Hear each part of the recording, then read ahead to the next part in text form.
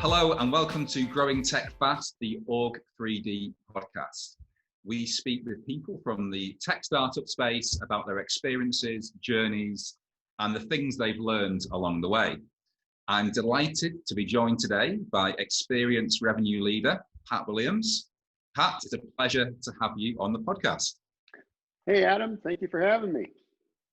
No worries, good to have you on board.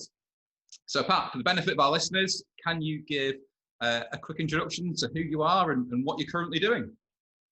Yeah, so who am I? I have been a CRO for a number of B2B technology startup companies, typically when they've been in the stages of coming across what I call product market fit.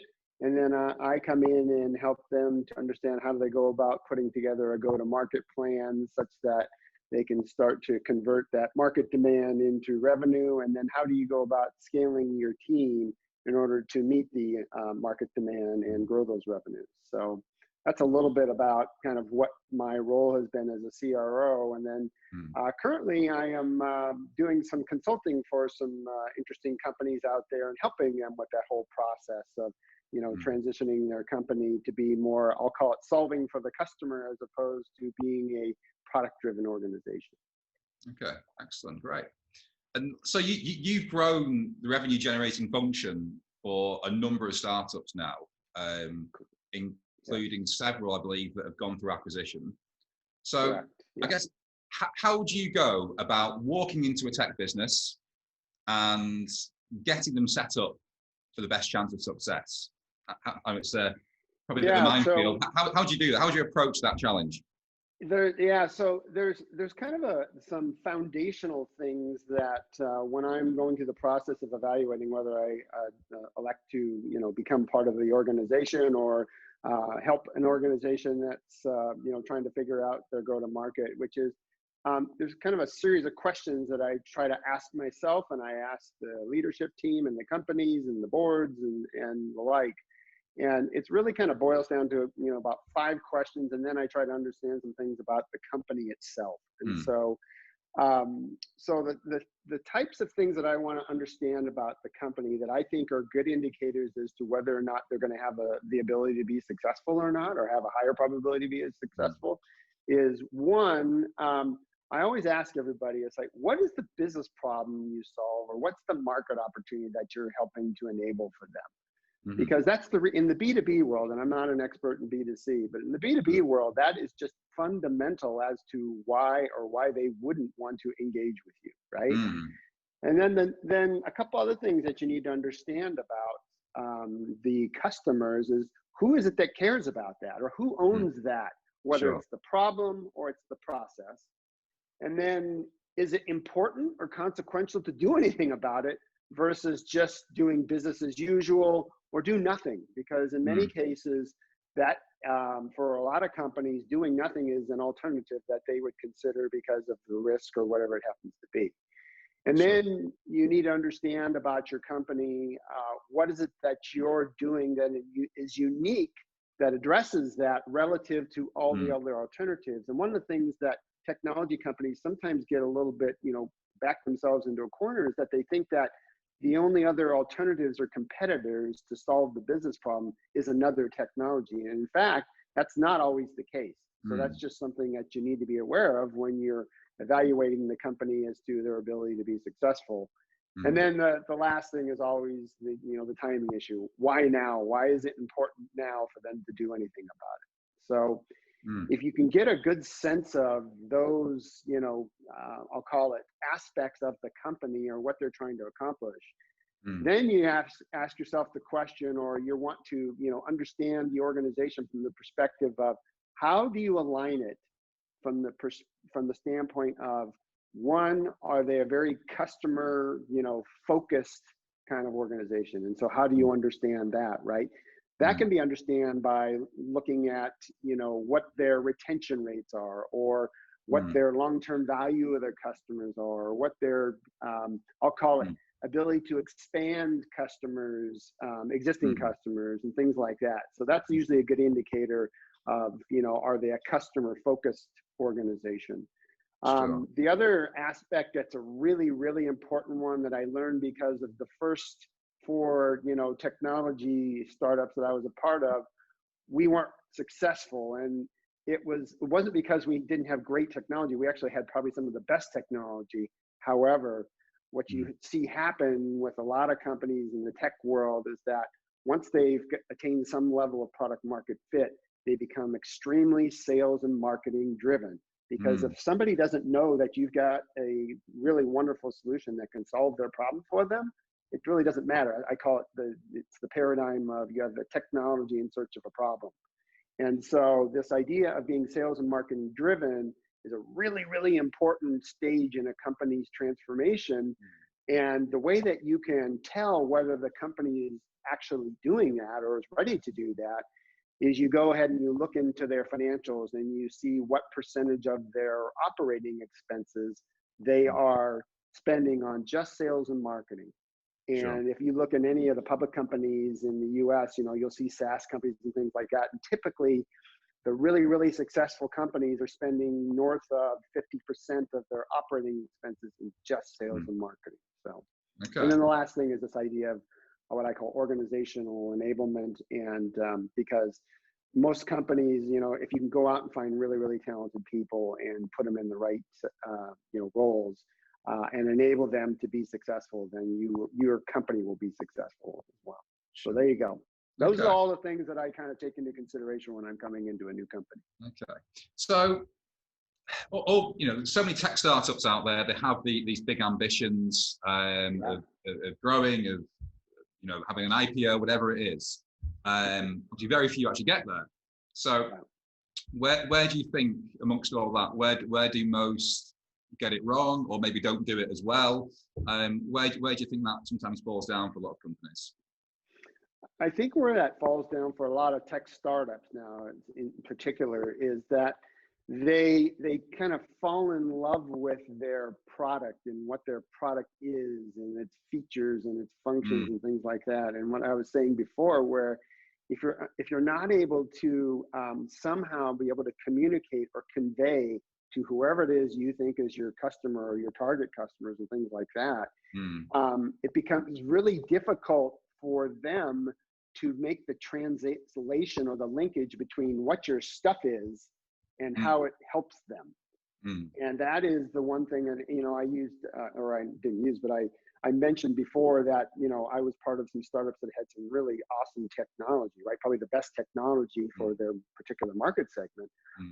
But there's kind of a thing that I've learned over the years is that best technology rarely wins in the startup world, right? The ones that win are the ones that are able to make that linkage between what the customer's problems are, the business problems they're trying to solve at a high level, and how it is that they solve for that. As I use the term, solve for the customer, as opposed to you're sitting here solving for product market fit. Product market fit is important when you're kind of going through that stage of the innovative type of customers and or the early adopter type of customers and things like that. But once you get to product market fit, then it becomes a case of how are you solving for the customer, and then that way you'll get much more rapid adoption and thus more revenues. Okay. And so how have you seen then, I guess, customer success as a function? That's something that we certainly see, more of a need from our clients for, whereas 5 years ago, it's all about get me the best new business salespeople. Whereas now we still have that, but it's about customer success now. How have you seen that function evolve and grow? Because that's been around for a while, right? Customer success isn't a new thing, but I feel like it's, I certainly see it more now than maybe 5 years or so ago. Yeah, well, so if you kind of think about the way that the whole, I'll call it the customer life cycle has evolved, right? We now have broken it down into there's the buyer's journey, and then there's the customer experience, right? And so that's the buyer's journey is what people were typically focused on, which is how does a customer go about, becoming aware and then doing the evaluation and decision making to become a customer, right? To be a new customer. But what we've learned, especially with a lot of these, recurring revenue type of business models, call it SaaS, call it whatever you subscription, call it what you want to call it. But what we've learned is that it's becoming as if you have to consistently re-win your customer, because they have a choice. If they decide to discontinue their subscription or their service with you, that's not a good thing, right? It's not like in the old days when you used to sell them a product, whether it was a software product or a hardware product or whatever, and they kind of own it now, right? Yeah. So there's this idea of you have to consistently keep re-winning the customer. Well, once they become a customer, that whole transition into, whether it's deploying whatever it is that they've bought from you, or their, the adoption of whatever it is they've bought from you, or the ongoing, satisfaction. Are you meeting their needs, or whatever it was your claims were that you were going to provide to them? Were you able to do that? And that's why the customer success function has become so critical, right?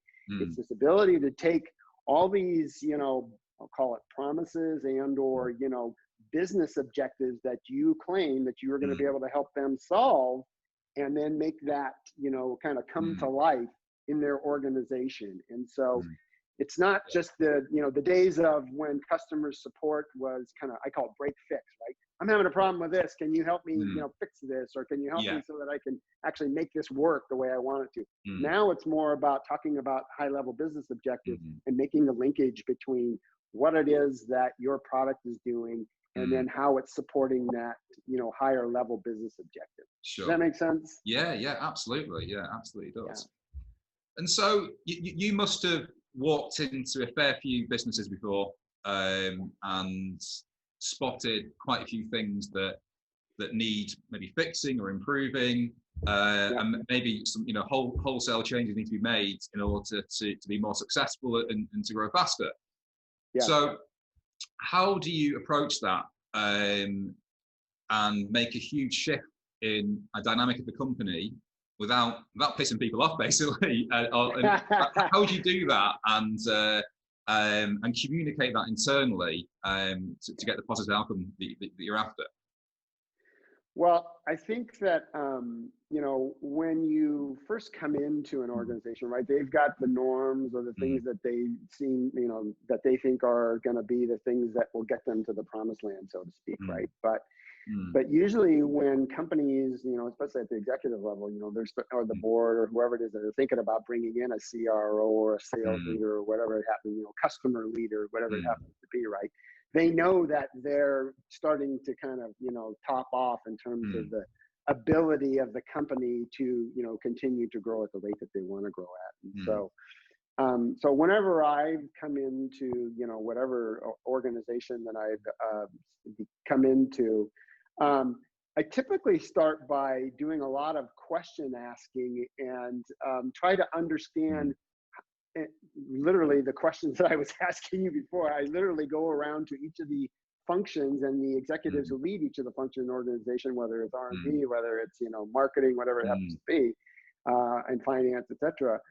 And I will start asking them, so I said, you've got all these wonderful things that you're doing with your product, and, it's got all these great features and capabilities. I said, and there's a question that I ask everybody, which is this idea. I said, so what?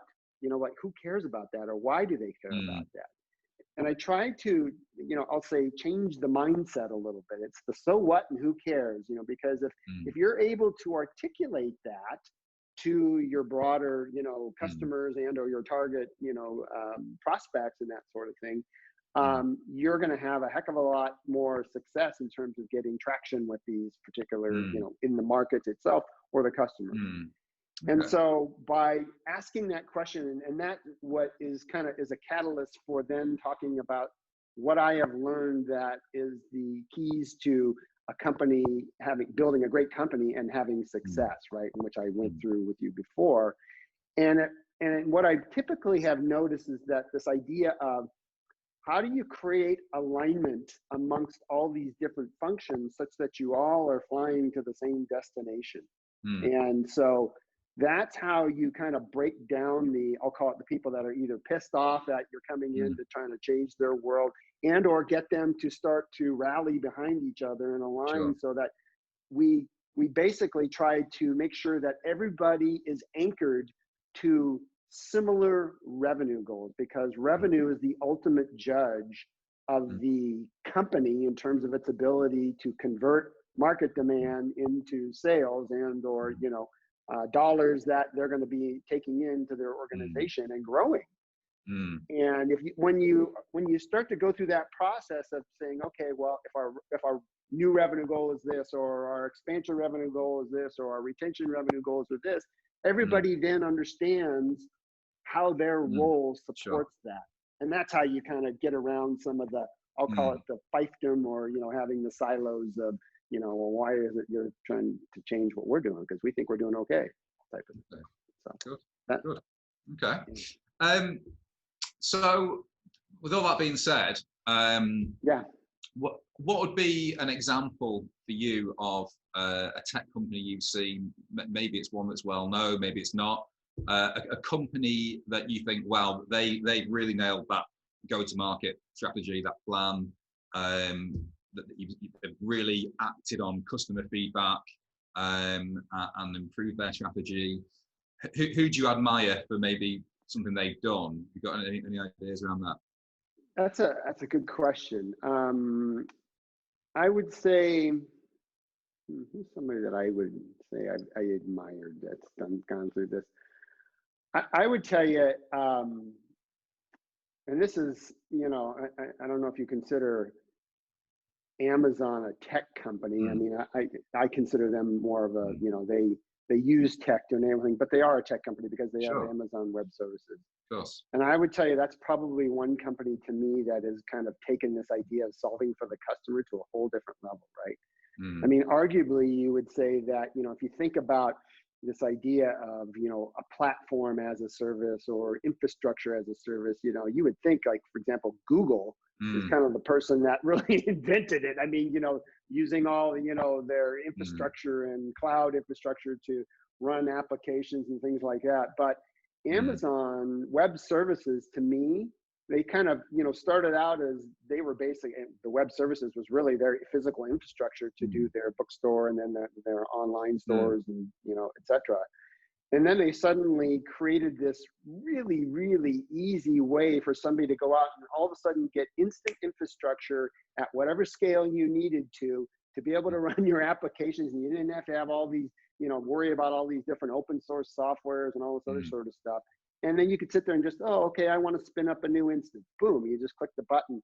And they really solved for the customer, right, in terms of doing that. And all of a sudden, here's this online bookstore that is sitting here basically taking, whether it's the Microsofts, it's the Googles, it's the whoever, taking them to task. And now they have a multi-billion-dollar business that they created because they made it so easy for the customer to be, and in particular, they probably, started out primarily working with, smaller customers, mid-market or SMB type of customers and tech customers. But all of a sudden it just took off like a rocket.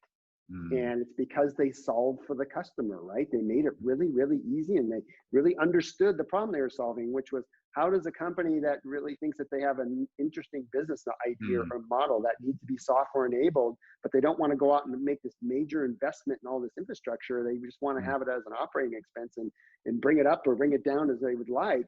Why don't we solve for that? And why don't we go ahead and start, marketing and selling that? So that would be an example. Definitely. Really good. It's hard not to be amazed by Amazon still to this day. It's hard to comprehend. Well, and it really is. It's the epitome of. There's an example of where they clearly probably didn't have the best technology in terms of physical computing and network infrastructure and stuff like that. I mean, like I said, I would argue the Googles of the world and people like that had that. But look what they did. They really understood what problem they were solving for, and they took off. Sure. Okay. So one of the things you've mentioned before, and it's probably an obvious point, but people are obviously key. Product is important, voice of customer is important, culture, everything else, but having the right people is really key. I've heard you talk before about business athletes. What do you mean by that? A business athlete, So a business athlete is how I characterize people, because I truly do believe that, when all's said and done, whether it's the strategies or the plans or who you target and all that sort of stuff, if you're not able to somehow enable these individuals and you don't have the right person in the right chair, it all kind of goes for naught, right? And so this term of business athlete is really this idea of the person, regardless of what role you would put them in. Like, let's say they were in a field or a customer facing role, whether that's sales or customer success, or it's, account manager, whatever it happens to be, right? They have some attributes about them that tells me that even if I put them into a role that wasn't necessarily exactly what they had been doing before, they will figure out how to make it successful. And so what does that mean, right? So a business athlete is somebody that, number one, has great business acumen. They really understand markets and understand channels and how operations work in a business, right? Number two is they have what I call a results-oriented mindset, right? They have this ability to sit down and kind of put together what are their goals or objectives or plans and how they're gonna execute, and then track themselves and see how they're doing. Because if they're not doing okay, then they're gonna have a plan to figure out how do I pivot and do something different, right? They also have this, what I call kind of a consultative type of capability within themselves, right? That they, are able to ask questions and kind of figure out, how can I systematize whatever it is I'm trying to do here, or what's valuable to whoever it is whoever my customer is, whether it's an end customer or it's somebody internal or whatever it happens to be. They tend to be really good with respect to communication, whether it's internal or external. They tend to have what I call a strategic mindset, which is the ability to understand, assess, and action strategy. And they tend to have a really good, what I call adaptability to change. They really have this unique, they don't get rattled, and they kind of just sit there and figure it out. Like, they problem solve, and they have the ability to change when things aren't going the way that they're supposed to be going. And as you know, in startup companies, things are always changing, whether it's, the customers, whether it's the markets, whether it's the products, whether it's who you work for, whatever it happens to be, right? It's just constant. So those are kind of those are the traits of what I consider to be a business athlete. And so it's really important for when you're in a startup company or any company, right? I always want to solve for that, because I know that those types of individuals will be able to, we'll put them in the right roles and they'll be able to add significant value. And I always try to hire people that are a heck of a lot smarter than me. So, because I know if I do that, then we'll be wildly successful. Definitely. That's good. I like it. Okay. Well, there's one thing I wanted to ask you, actually. We're kind of running towards the end, and over the years that I've helped you grow your teams, candidates I speak to always tell me that you ask them very tough questions at interview, and some real kind of deep thinkers. So I'd like to know, what is it you ask these people? What are some of your favorite questions to ask in an interview that really help you assess if that person's right, and why do you ask those questions? So let's have an example. Okay, well, let me. So I'll tell you why I asked the question. So, and you just kind of hit on it, which is, when I'm speaking with candidates, we have our interview process and that sort of thing, and I usually will trust that the hiring managers or, other people that have referred them, or the recruiters or whatever it happens to be, right, are asking them the questions around how did they accomplish this, or what did they accomplish, or how do they do whatever their task is or role is, or whatever it happens to be. So how and the what questions, right? What I try to do is I try to get at the why, because what I've learned over doing this for a number of companies and a number of years is that inevitably it's more about the why as to whether somebody's going to be successful or not, as opposed to the what they did, or how, what they accomplished, or how they did it. And so that's kind of how I put together, I'll call it the list of questions that I'm asking. So I'll ask questions, in addition to things like, hey, what do you think you're really good at professionally, or something like that. But I ask them to give me a lot of things, not just like 3 or 4. So, but I'll ask things like, so if you were suddenly to, come across the windfall of money to where you were quote unquote financially independent, right? And I use the example of, if you happen to have a lottery in your city or your county or your country or whatever it is, if you won that, and then I just ask the question, I just simply say, well, what would you do? And then just let them go fire away, right? Or I'll ask questions like, hey, if you had the opportunity to speak to 5 individuals at any time in the history of the world, whether it's the past, it's the present, or the future, who would they be and why? And so, because it's not so much, I'm not really looking for, well, who was it, right, type of thing, because you can get all sorts of answers to that one. But it's more about the why. Why is it that you would want to speak to that person? Or why is it that if you had all of a sudden were financially independent, why is it, what is it that you would want to be doing and why? So those are a couple examples of the questions that I ask. And then there's several others, but it would probably take a long time to get to all. I like it. Some good questions there. Okay. Yeah. Well, we are pretty much out of time. So to finish up, I guess what I'd like to know, based on those questions, they must lead to some very impromptu answers. So what's the strangest thing you've heard in answer to one of those questions, or the funniest thing you've heard in answer to one of those?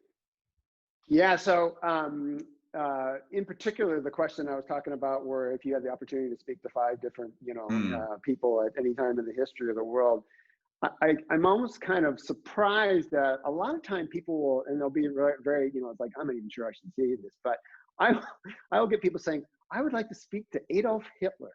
And I'm kind of going, Adolf Hitler? And so, and and so, but when they explained to me why, because they kind of come back with this, and I said, well, why Adolf Hitler? And they said, I just want to understand what in the heck was that guy thinking? When he was going through whatever he was going through as a leader. And so that one to me is kind of an interesting answer to one of my questions. So anyway, so there's an example of kind of a strange or an interesting answer that I get to see. I like it. Well, there's a tip to take away, I guess, from this episode. Don't discuss your admiration for dictators in an interview, eh? Yeah, that's as a leadership style. I'm not sure everybody would be really on board with that. So. No, I don't think so. Listen, Pat, really appreciate your time and all the insights. I've certainly learned a lot from you today. So thanks very much for coming on. Really appreciate your time. My pleasure, Adam. Thank you for having me, and hopefully some of this information is useful to other folks. And if you need to any additional information on any of these topics, feel free to reach out. Great, thanks, Pat. Well, I hope everyone has enjoyed listening to this episode, and we'll see you on the next one.